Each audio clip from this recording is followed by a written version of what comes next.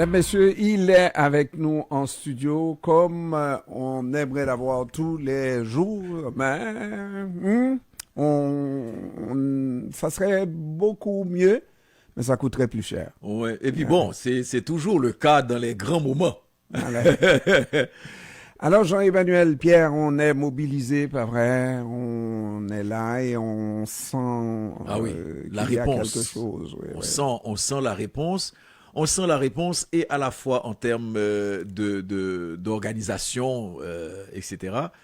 La rapidité avec lesquelles les choses sont faites, on a un spot maintenant avec images qui circulent et les réactions, y compris des réactions qui nous viennent d'Haïti.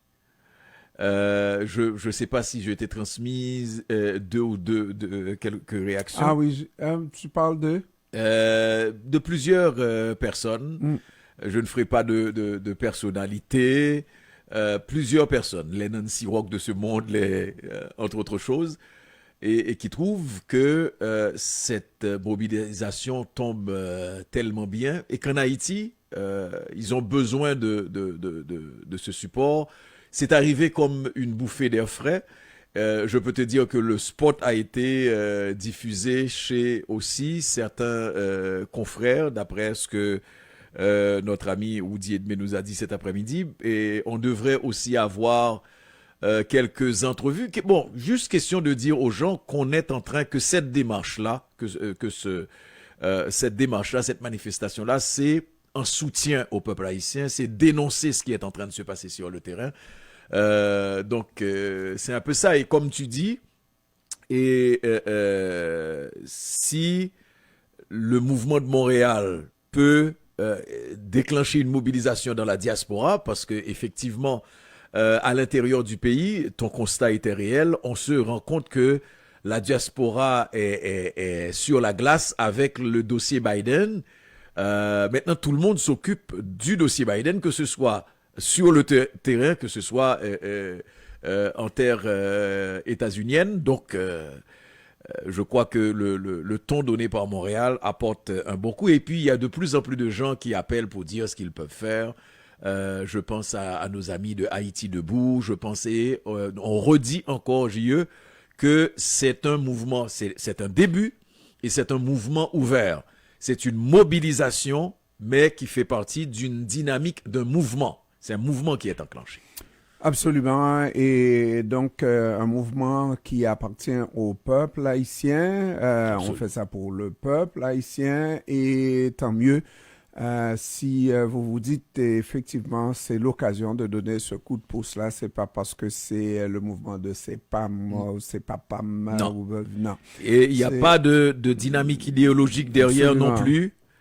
C'est moi, tout le monde. J'ai fait des efforts pour ne pas tomber dans la partisanerie, parce que je crois que la situation d'Haïti, lorsqu'on nous regarde, nous Haïtiens, on a tous, et vous allez souvent m'entendre dire ça, une petite part de responsabilité dans ce qui se passe. Dans la lettre, je ne sais pas si tu as la lettre ouverte qui sera publiée, j'espère demain.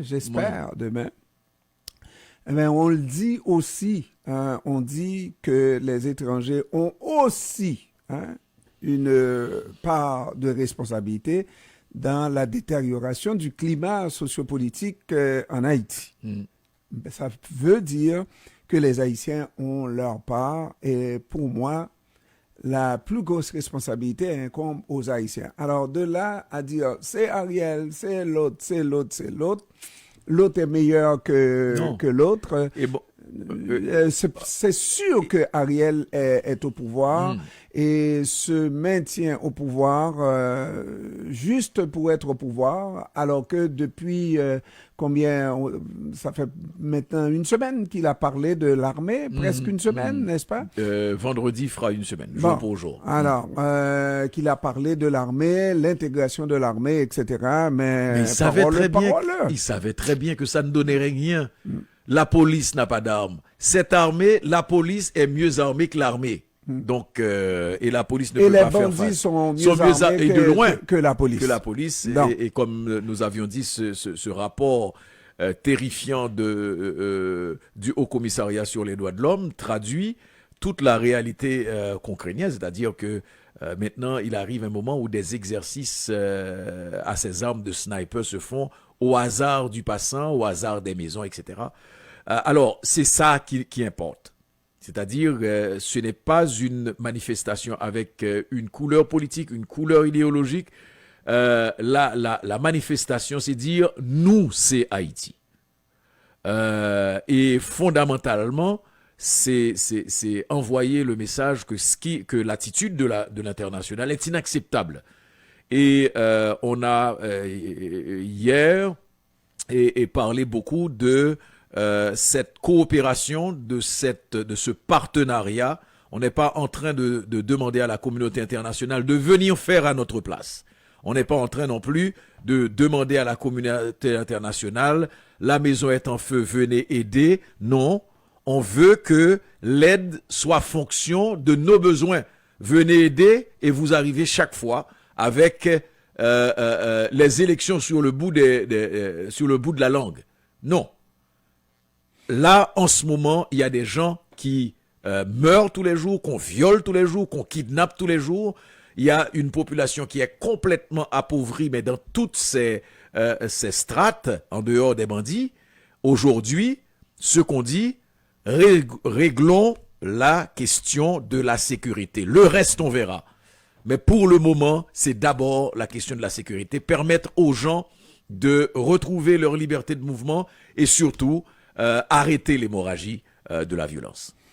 Alors, et je pense que malgré nos divergences, on a réussi effectivement à faire une entente avec les différentes personnes avec qui nous travaillons pour pousser, et comme tu as dit tout à l'heure, les résultats sont au bout de l'effort des uns et des autres. Et puis, tout ce qu'on demande à la population, oui, c'est de faire en sorte que il y ait une bonne présence, n'est-ce pas, à manifester. Nous avons 3 heures pour le faire, entre 15 heures et 18 heures, n'est-ce pas? Donc, c'est 3 heures. Et on n'a pas dit que c'est on n'a pas dit que c'est tel groupe ou des groupes. Non, c'est la communauté haïtienne de Montréal. Donc, la réponse doit être unitaire, harmonieuse. Et comme on dit, il n'y a pas de couleur, il n'y a pas de bannière et on essaye pas qu'on essaye, parce que il y a toujours une marge sur des pancartes, etc., des gens, des groupes qui peuvent arriver avec des pancartes. On est ouvert, mais le discours de départ, c'est tous derrière Haïti, tous pour Haïti, tous solidaires avec Haïti, et c'est ça l'essentiel pour nous. Et donc, peut-être faire le point sur cette manifestation qui a lieu à Ottawa demain, jeudi. C'est une manifestation, oui, on a été informé, on a même essayé d'avoir une participation à la manifestation. Absolument. Et il y a des gens qui font partie de notre groupe qui vont aller dans cette manifestation de demain, jeudi, absolument, le 23. Et des gens donc qui sont de cette manifestation qui seront à Montréal. Normalement, la situation, parce que j'ai vu une plainte dans les courriels disant que on divise, non, on aurait 2 manifestations le même jour, ça diviserait nos forces, mais ça ne coûte absolument rien ou presque rien, compte tenu de l'ampleur de la situation en Haïti, que quelqu'un qui participe jeudi à la manifestation à Ottawa participe le lendemain à la manifestation. Parce qu'on devrait avoir une manifestation de tous les jours. Et on a absolument. Tous les jours. Et on a choisi de faire la manifestation. C'était prévu qu'on aille sur la colline parlementaire. La colline sera interdite, ne sera ouverte qu'avant le 25. Pas avant le 25. C'est ça, pardon, pas avant le 25, c'est-à-dire au lendemain du départ de Joe Biden.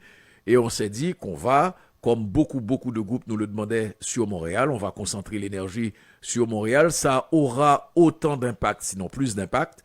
Mais on a choisi de le faire vendredi au lieu de jeudi qui avait été préalablement prévu, justement pour éviter qu'il y ait 2 événements En même temps, quoique, comme tu l'as souligné, avoir 2 événements n'aurait pas nécessairement posé problème. 2 événements le même jour auraient posé problème. Non. Et là, nous parlons 2 événements à 2 jours différents, un jour et l'autre jour à Montréal.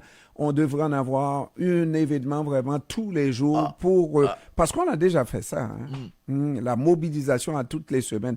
Alors, je donne, avant d'aller à la pause, cette fois-ci, non, il n'y a plus de moyen de faire une pause, mesdames, messieurs, parce que l'heure est arrivée et il faut absolument aller à cette pause et on revient peut-être à la fin vous donner lecture de cette lettre ouverte qui sera envoyée au Premier ministre du Canada, M. Justin Trudeau, et au président des États-Unis, M. Joe Biden. Merci Jean-Emmanuel Pierre. Merci Jean-Ernest.